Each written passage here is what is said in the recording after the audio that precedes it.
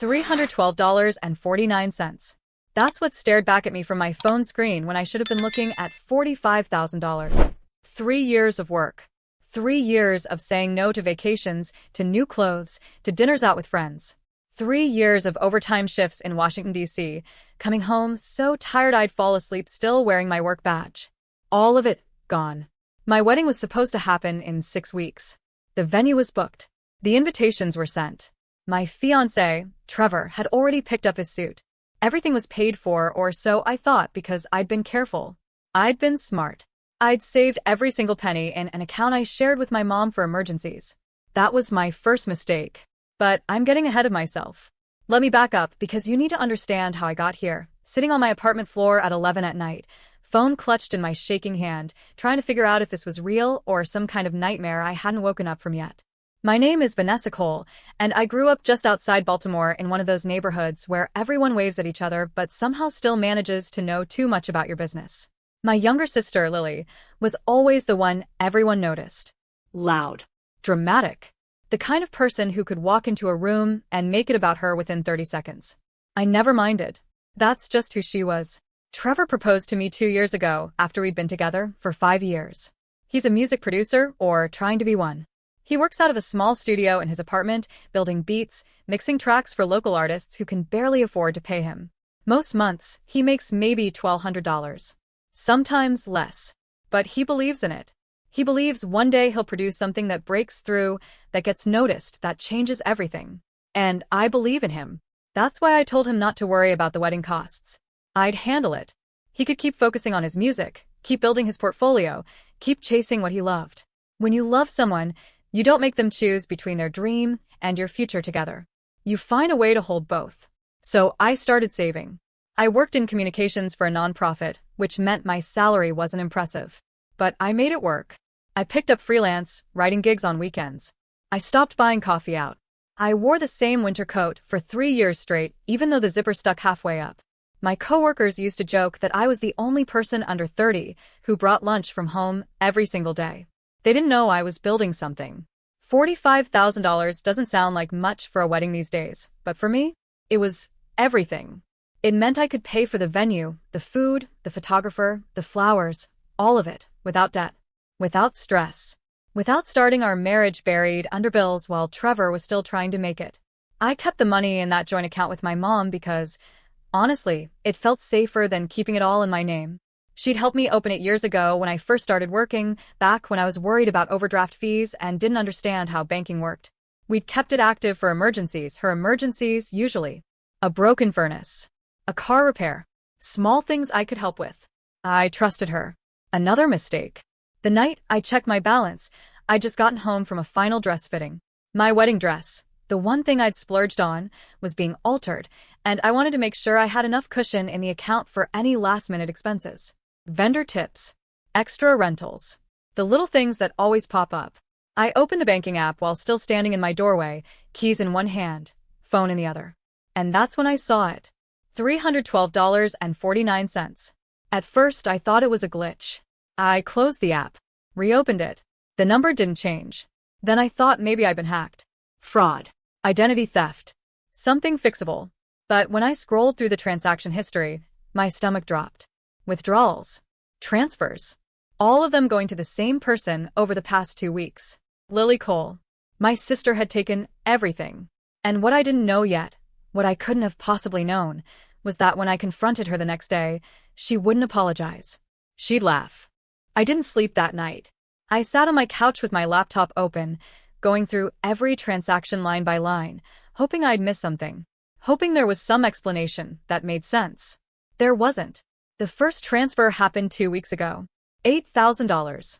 Then another 3 days later. $12,000. Then smaller amounts, $5,000 here, $7,000 there, like she was testing to see if anyone would notice. By the time she was done, she'd moved $44,687.51 out of the account. She left me with $312.49. I called my mom at 6 in the morning. She answered on the 4th ring, voice groggy. Vanessa? What's wrong? Did you authorize any transfers from our account? Silence. Mom? No. Why? What happened? I told her. I heard her breath catch, heard her sit up in bed. Lily wouldn't. It's her name, Mom. Right there in the transaction history. Lily Cole. Another pause. Longer this time. Let me call you back. She didn't call back. An hour later, I drove to my parents' house. I didn't text first. I didn't ask if it was a good time. I just went. My dad answered the door in his weekend clothes, old jeans, a Orioles t-shirt. He looked tired. She's in the kitchen, he said quietly. That told me everything. Mom had already called Lily. They'd already talked. And now I was walking into whatever version of the story my sister had spun first.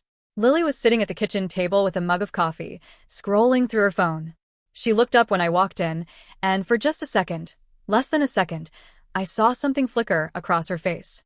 Not guilt. Calculation. Hey, V. She set her phone down. Mom said you were upset about the account. Upset. I stood in the doorway, keys still in my hand. You took $45,000 from me, Lily. She sighed, leaned back in her chair like I was being exhausting. Okay, first of all, it's not stealing if it's a shared family account. Technically, that money was accessible to all of us. It was my money. I saved it for 3 years. And you were going to spend all of it on one day. She said it like I was the one being unreasonable. Come on, Vanessa. A winery wedding? For 80 people? That's not even that many guests. You were overpaying. My mom stood by the sink, hands gripping the counter. She hadn't looked at me yet. Lily, Dad said from behind me, just explain what you used it for. My wedding. She said it so casually. Brandon proposed last month. We're getting married in October. I found this incredible venue in New Jersey. You'd love it, V. Seriously, but they needed deposits up front. Like, immediately. So I borrowed the money.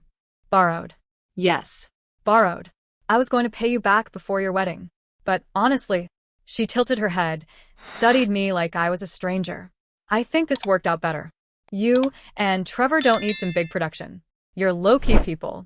You could get married at a courthouse and be just as happy. The room went completely still. You're serious right now, I said. I mean, yeah. She picked up her coffee mug. Look, I know you're mad, but think about it as an investment. My wedding is going to be incredible. Brandon's family has connections. We're inviting 200 people. This is the kind of event that gets talked about. And honestly, Vanessa, you helped make that happen. So, thanks for funding it. Then she smiled. Not nervous. Not apologetic. She smiled like she'd just won something.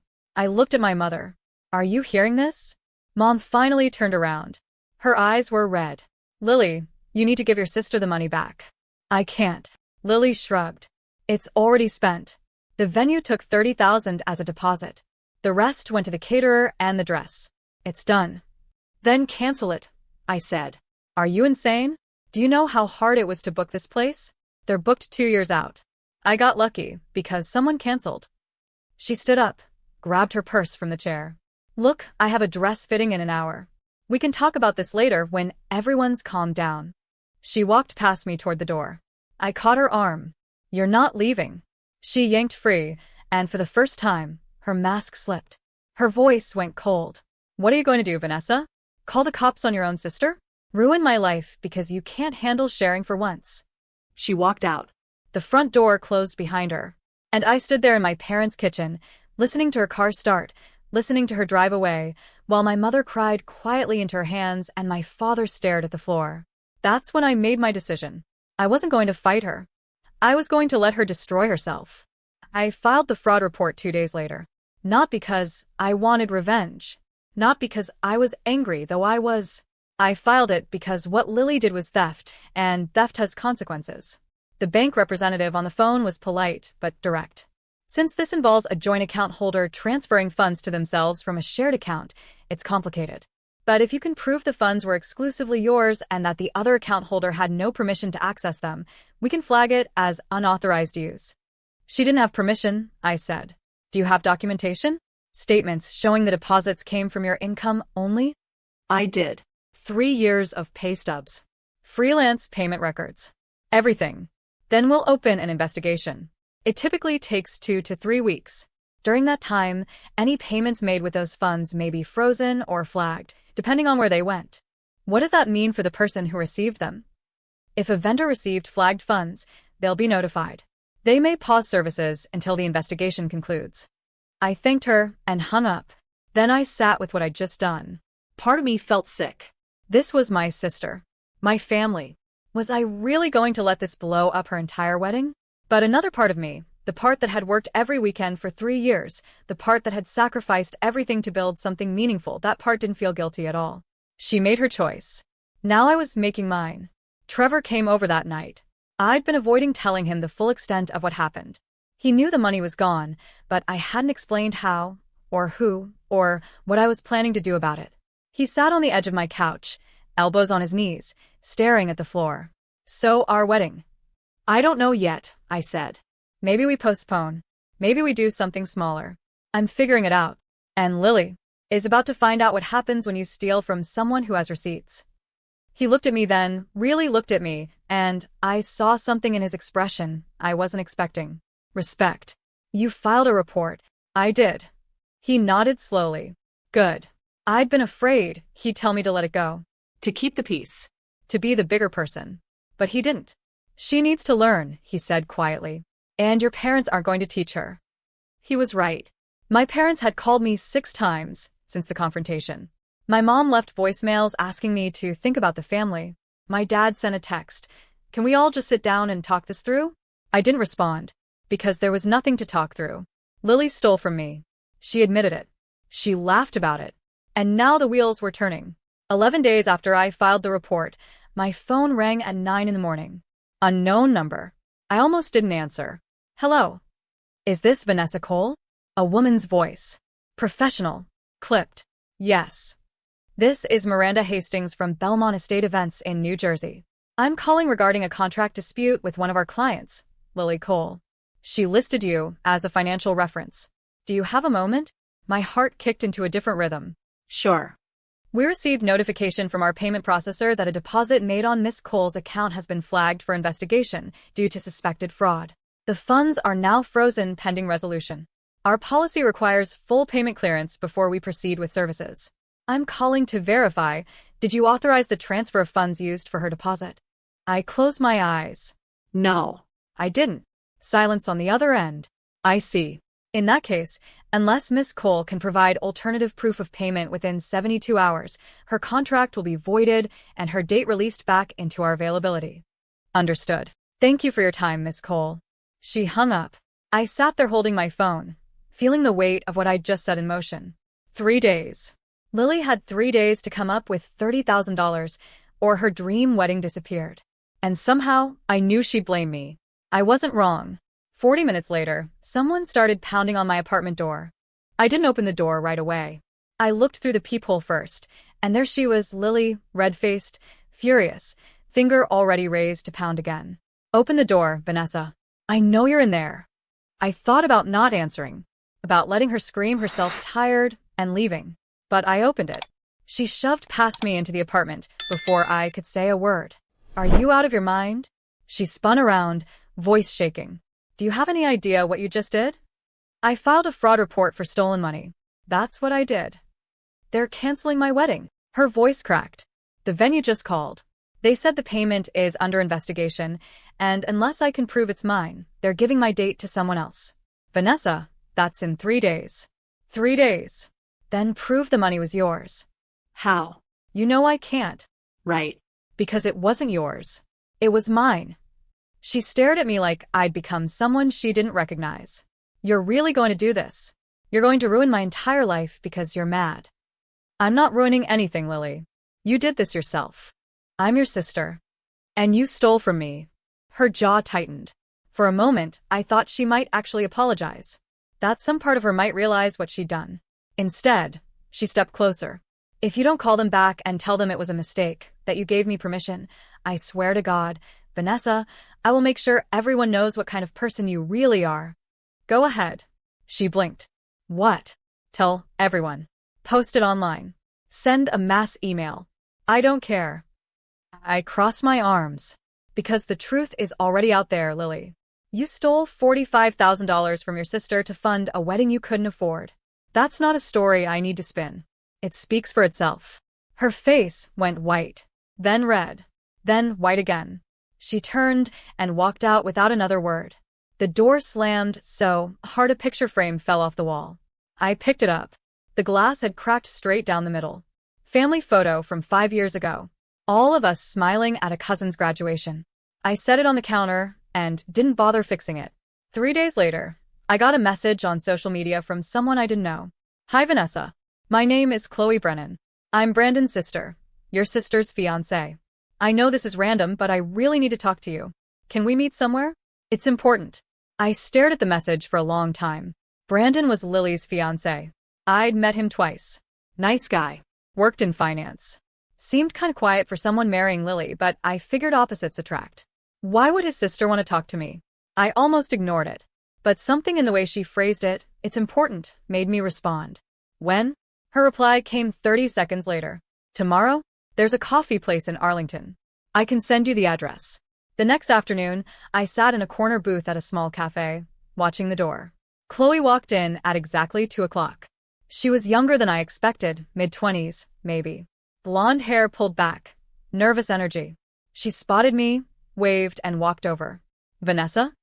That's me. She sat down across from me, hands wrapped around her purse like she was afraid to let go. Thank you for meeting me. I wasn't sure you would. I wasn't sure I should. I kept my voice neutral. What's this about? She glanced around, then leaned forward. It's about your sister. And the money. My stomach tightened. What about it? She told our family, Brandon's family, that you gave her the money. As a gift. She said you wanted her to get married first, so you could learn from her wedding and plan yours better. Chloe's eyes searched mine. Is that true? I didn't answer right away. No, I said finally. It's not true. Chloe's shoulders sagged like she'd been holding her breath. I didn't think so. She pulled out her phone, scrolled for a second, then turned the screen toward me. Brandon's been asking questions. Ever since the venue thing happened. He started digging, and well. I looked at the screen. It was a text thread between Chloe and Brandon. Brandon, she lied. About all of it. Brandon, Vanessa didn't give her anything. She filed a fraud report. Brandon, I don't even know who I'm marrying anymore. I looked up at Chloe. When did he find out? 2 days ago. He's been trying to get Lily to tell him the truth, but she keeps changing the story. First it was a gift. Then it was a loan.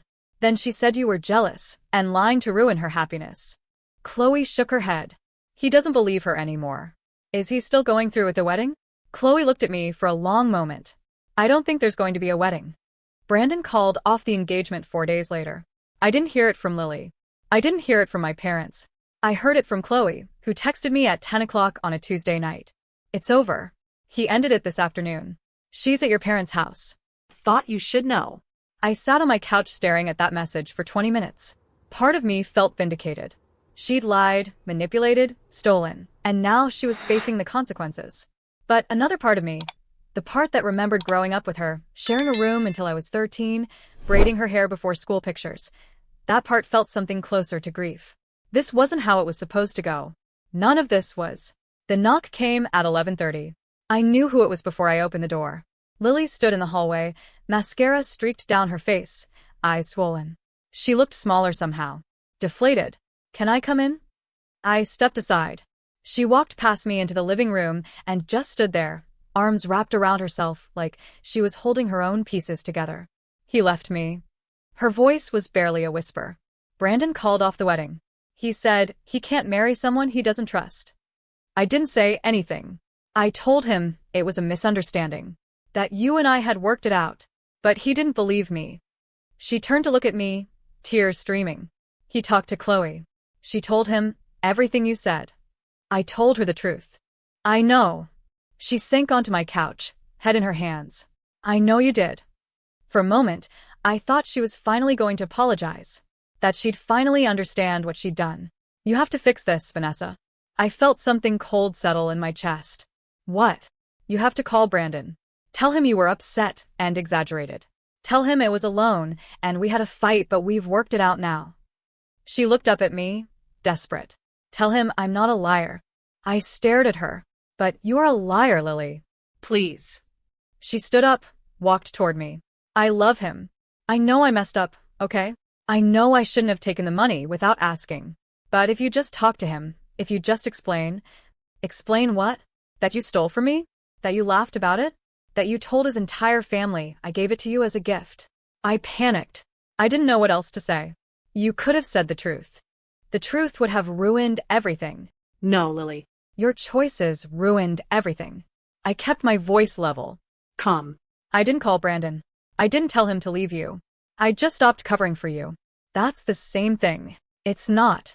She stared at me, breathing hard, and I watched her cycle through emotions like channels on a TV.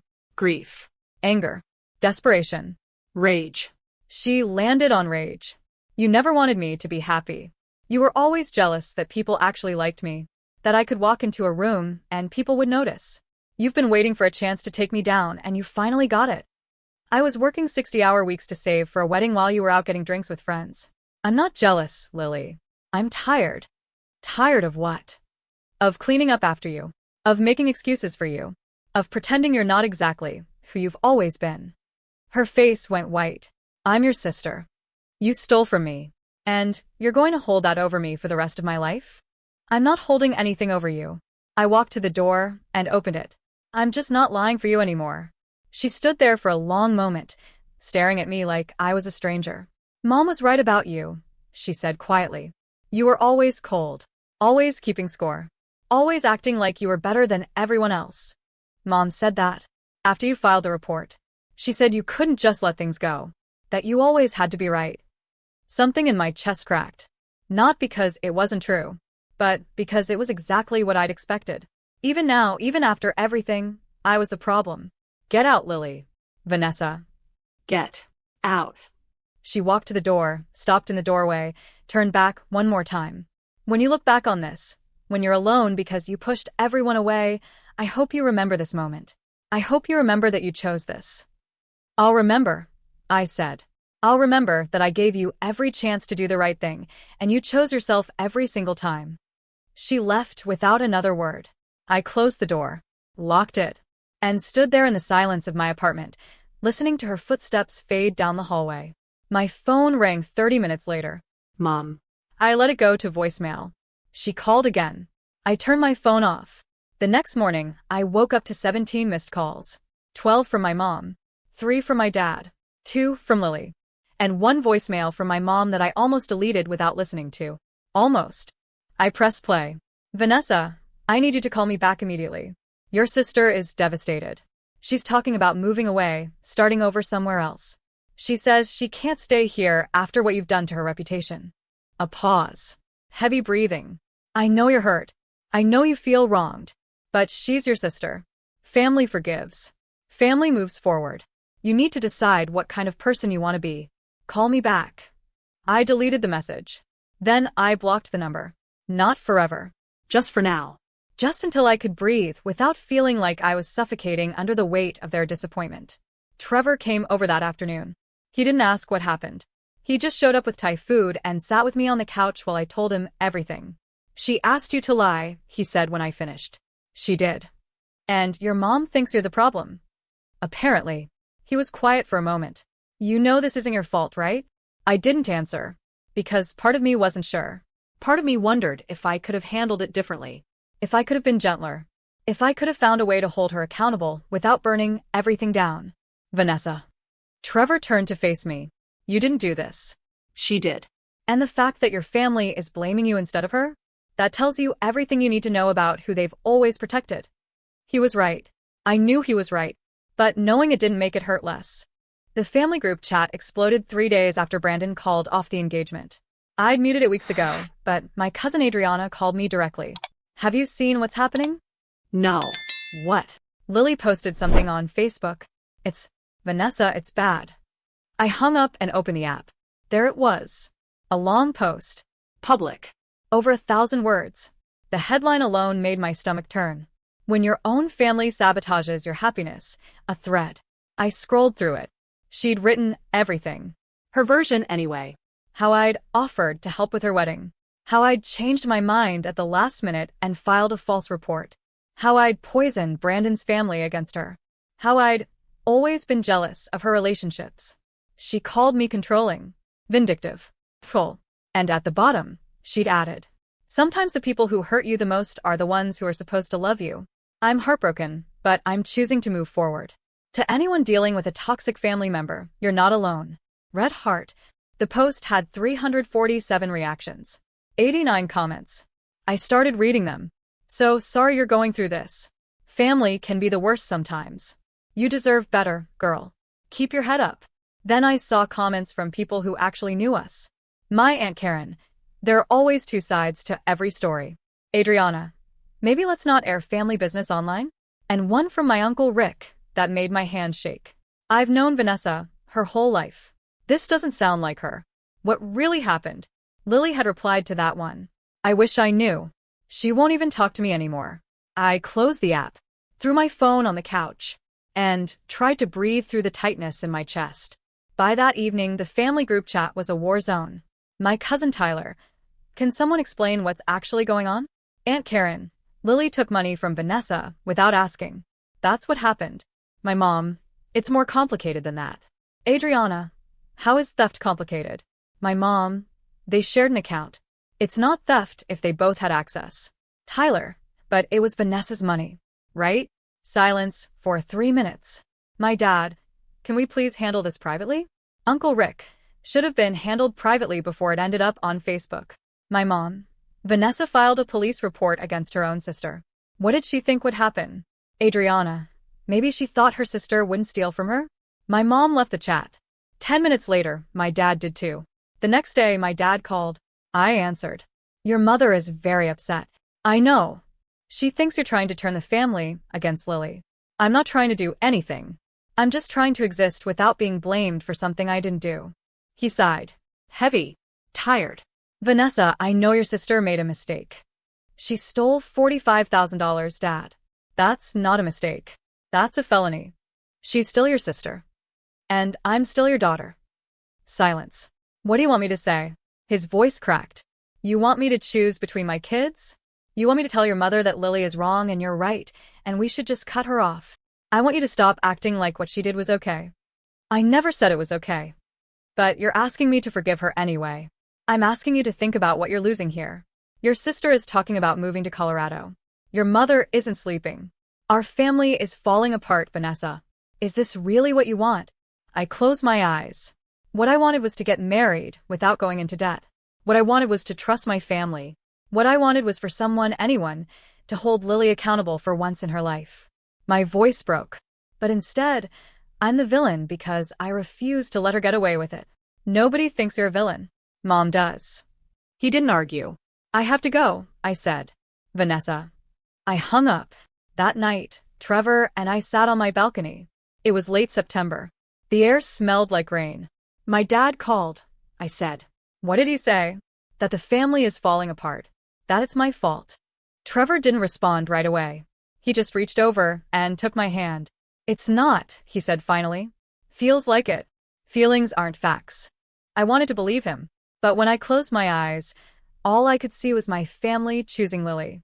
Again, the way they always had. I didn't tell anyone at work what happened.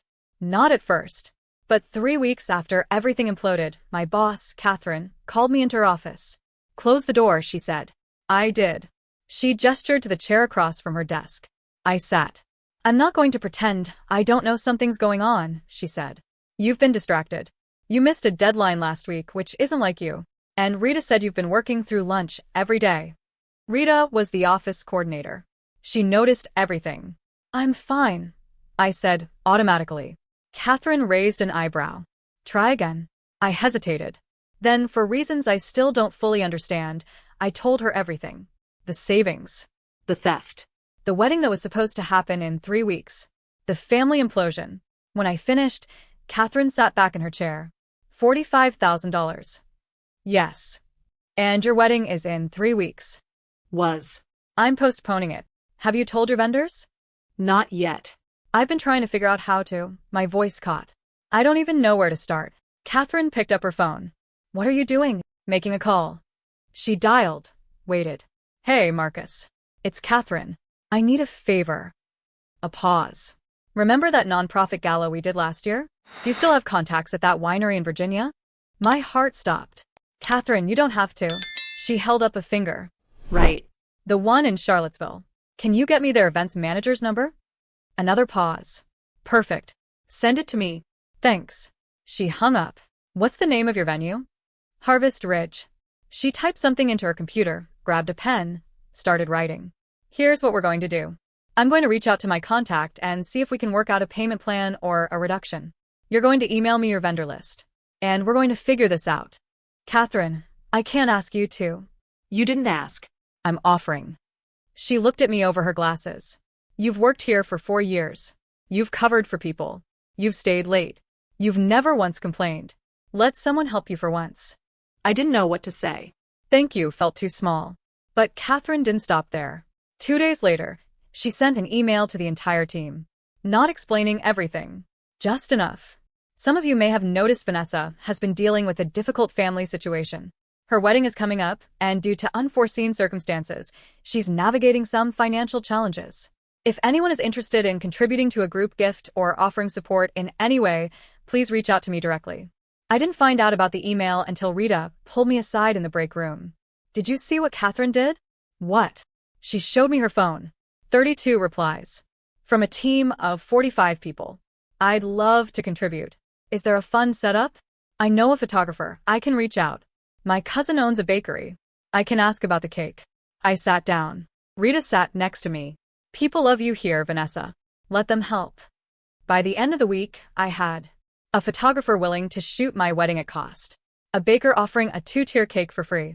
$4,800 in contributions from coworkers, some of whom I barely knew. An email from Catherine's contact at the winery offering to reduce my venue cost by 30% if I moved my date to mid-November. I sat at my desk staring at my inbox, crying. Not sad tears. Something else. Trevor came over that night. I showed him everything. We can actually do this, I said. It won't be what we planned, but we can still get married. He pulled me into a hug. We were always going to get married. This just makes it mean more. And he was right.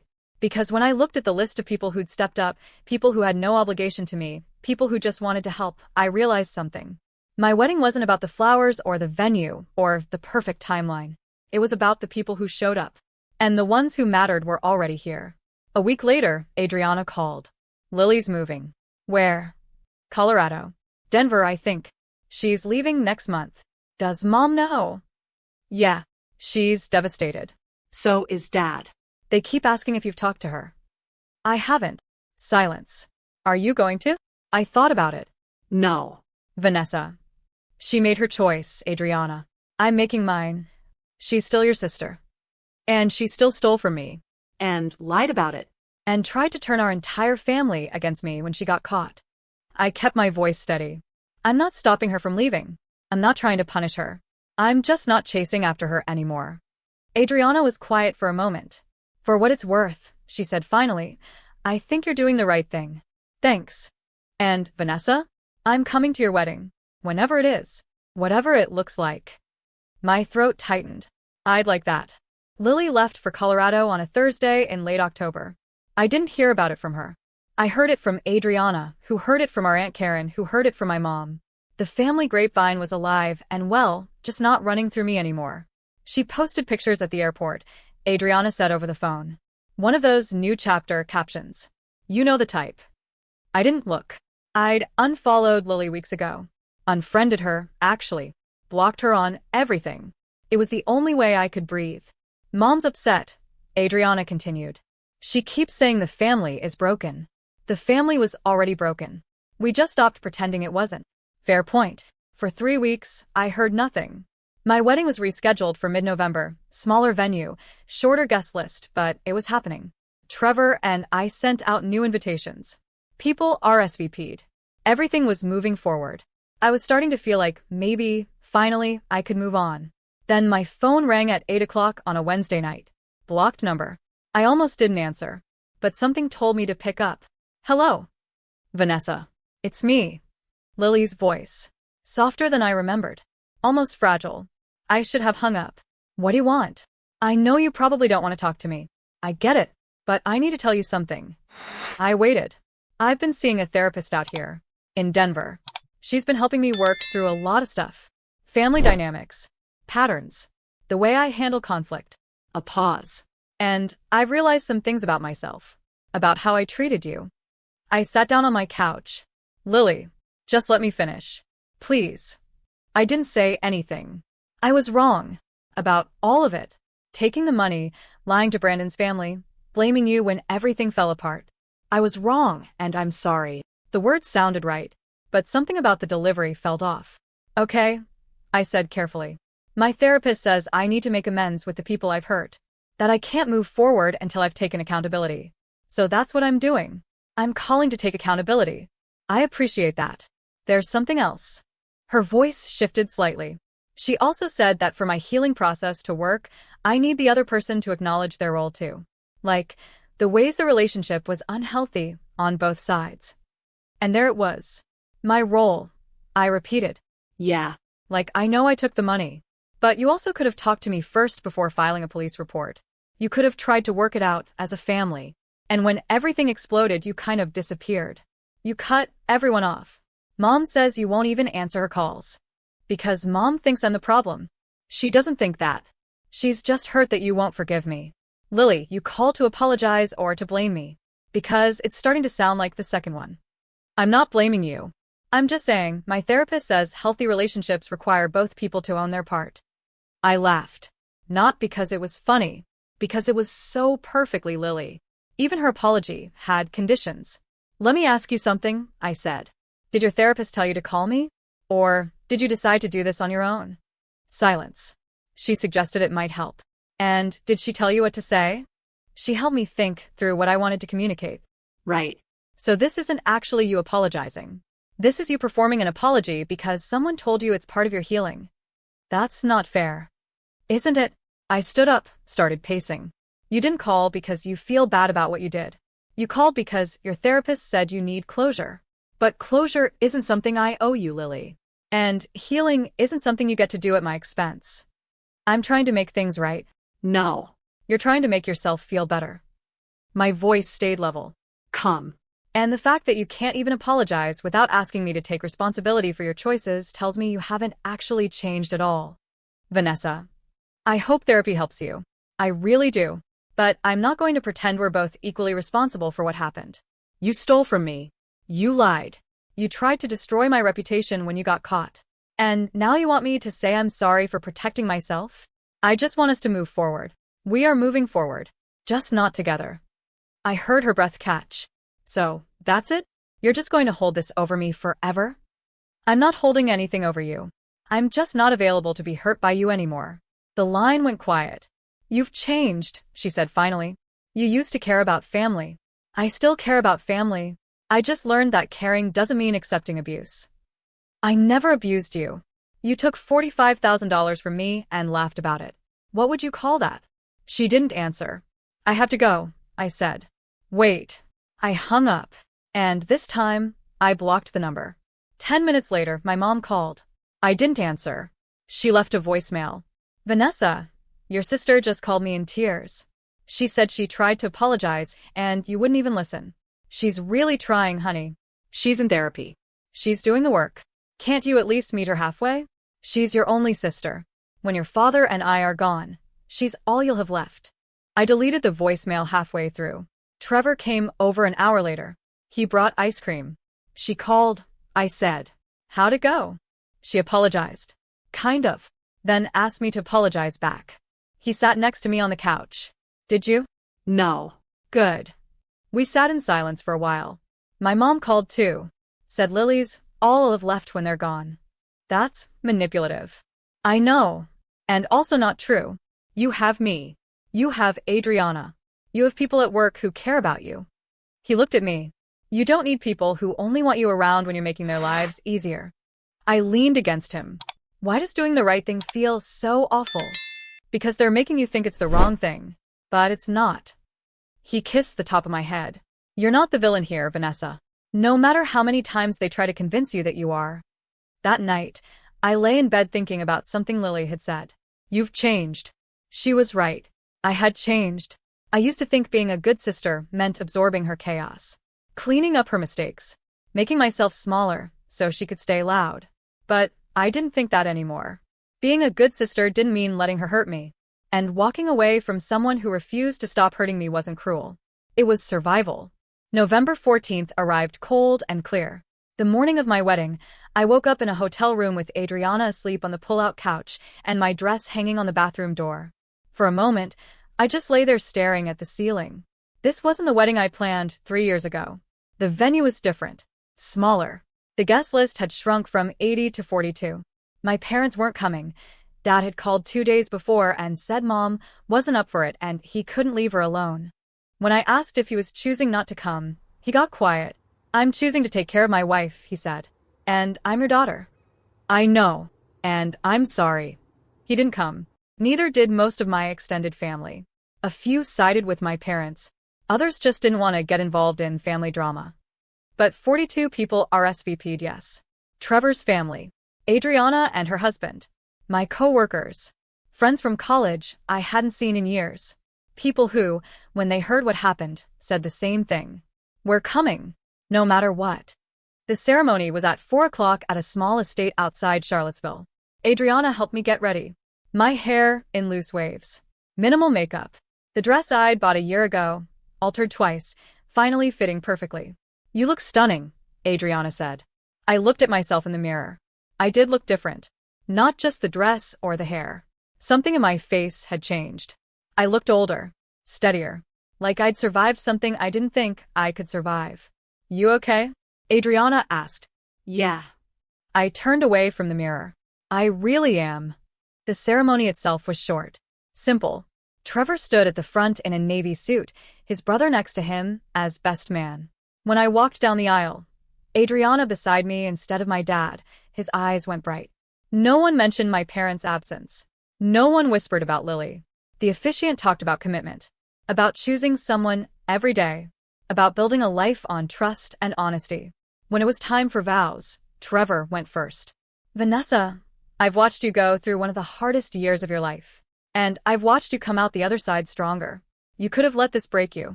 You could have given up. But you didn't. You set boundaries. You protected yourself. And you taught me what real strength looks like. His voice wavered. I'm so proud to marry you. Not because you're perfect, but because you're real. And I promise to spend the rest of my life showing up for you the way you've shown up for yourself. I barely made it through my vows without crying. The reception was in a barn behind the estate. String lights. Long wooden tables. A playlist Trevor and I had spent weeks making. Catherine gave a toast. I've known Vanessa for 4 years. And in that time, I've seen her work harder than anyone I know. Not just at her job, at everything. Building a life. Building a future. Building a marriage on honesty and respect. She raised her glass. To Vanessa and Trevor. May your marriage be everything you fought for. Everyone cheered. I looked around the room. At Trevor's parents, who'd flown in from Oregon. At my coworkers, who'd pooled money to help make this happen. At Adriana, who'd stood beside me when my own parents wouldn't. This wasn't the wedding I'd planned. It was better. Not because of the decorations or the venue or the perfect weather, but because every single person in that room had chosen to be there. Not out of obligation. Out of love. Later, during dinner, my phone buzzed. I almost ignored it, but I glanced at the screen. Unknown number. Text message. Congratulations on your wedding. I saw Adriana's post. You look happy. I hope you are. I stared at it. Lily. She'd gotten a new number. Found a way around the block. I waited for the anger to come. It didn't. I just felt tired. I deleted the message and put my phone away. That night, after everyone left, Trevor and I sat outside the barn under the string lights. Your sister texted, I said. What did she say? Congratulations. You respond. No. He nodded. Didn't push. Do you think I should have? I asked. Do you want to? I thought about it. No. I don't think I do. Then don't. We sat in silence for a while. The kind of silence that feels comfortable. Safe. I kept thinking my parents would show up. I admitted. Like, at the last minute, they'd walk through the door and everything would be okay. Would that have made it better? I don't know. Maybe. I looked at him. Does that make me weak? That I still wanted them here? No. It makes you human. He took my hand. But them not being here doesn't make this any less real. Or any less meaningful. He was right. This was real. The people who showed up, the life we were building, the choice to move forward without waiting for permission from people who would never give it. This was what mattered. Before we left, I stood in the empty barn and looked around one last time. I thought about the wedding I'd planned 3 years ago. The one I'd saved for. The one Lily stole. That wedding would have been beautiful. But it wouldn't have been this. It wouldn't have shown me who my real family was. It wouldn't have taught me that love isn't about grand gestures or perfect moments. It's about who stays.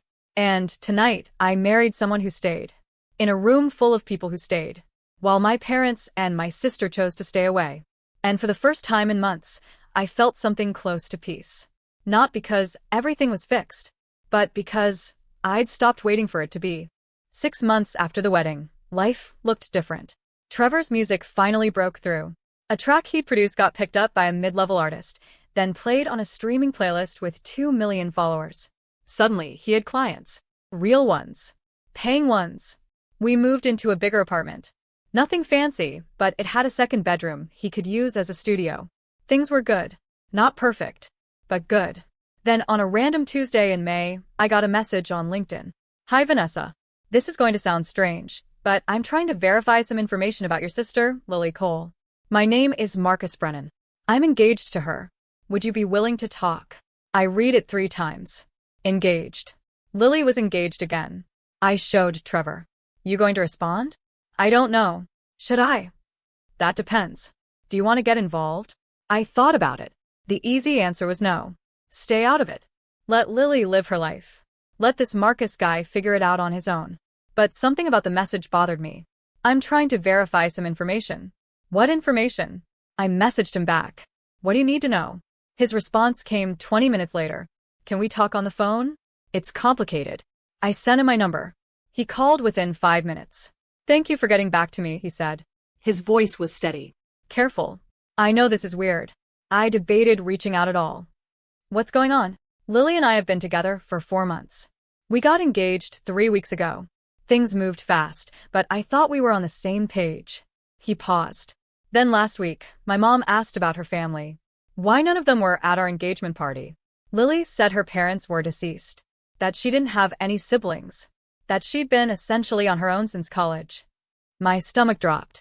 She told you her parents were dead? Yes. And when my mom pushed for details, Lily got upset. Said it was too painful to talk about. I let it go. Another pause. But then I was helping her set up her new laptop, and I saw an email notification. From someone named Adriana Cole. The preview said something about Mom's birthday next month. So I asked Lily about it. What did she say? She said Adriana was a friend. That it was her friend's mom's birthday. His voice tightened. But I looked Adriana up. Found her on social media. Her last name is Cole. Her profile says she's from Maryland. And there are old photos with Lily. Tagged as cousins. We're not cousins, I said quietly. Adriana is our cousin. But Lily and I are sisters. Silence on the other end. So she lied. She did.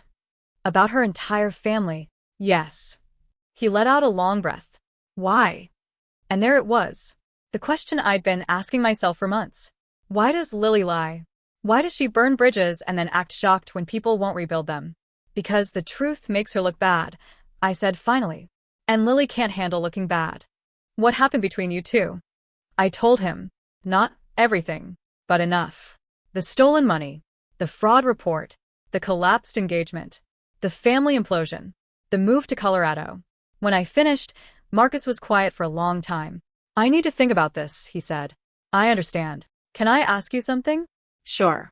Do you think she's capable of change? Like if someone called her out, really called her out, do you think she'd own it?